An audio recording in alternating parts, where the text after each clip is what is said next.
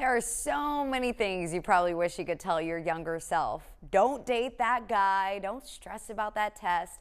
Call your mom more. This morning, we continue our Dear Younger Me series with Paul, a young man who once faced life in prison, now living a life worth sharing.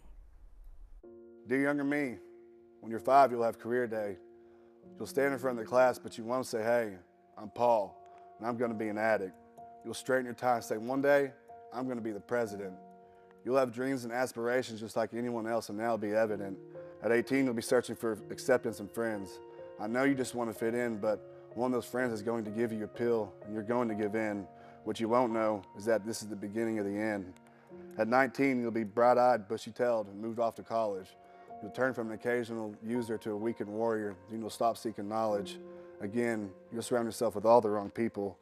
At 21, you'll get hurt at the calling firefighter exam. I know you think you failed and you're not a man. You'll end up in the hospital for a month on pharmaceutical heroin. I know you think you are, but you're not. You're not a failure.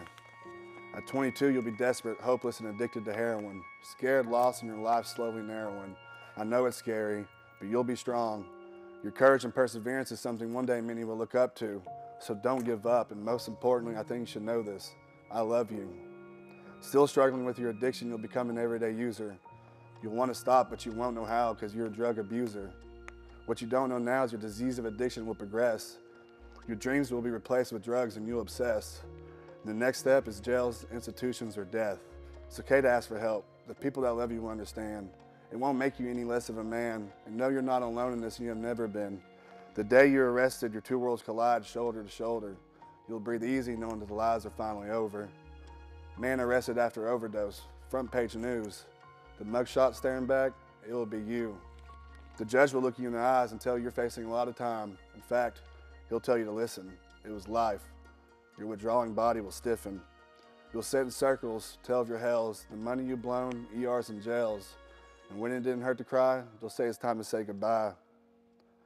And when you're clean for 1 year, the judge will give you a second chance. Life will be good.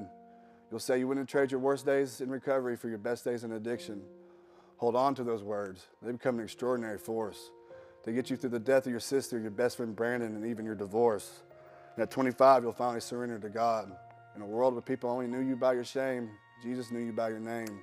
He'll pick you up and put you on a whole other level, and you'll know God is real because you'll have danced with the devil. Love me. And shortly after the interview, Paul found out that he was accepted into ministry school. So talk about changing your life around.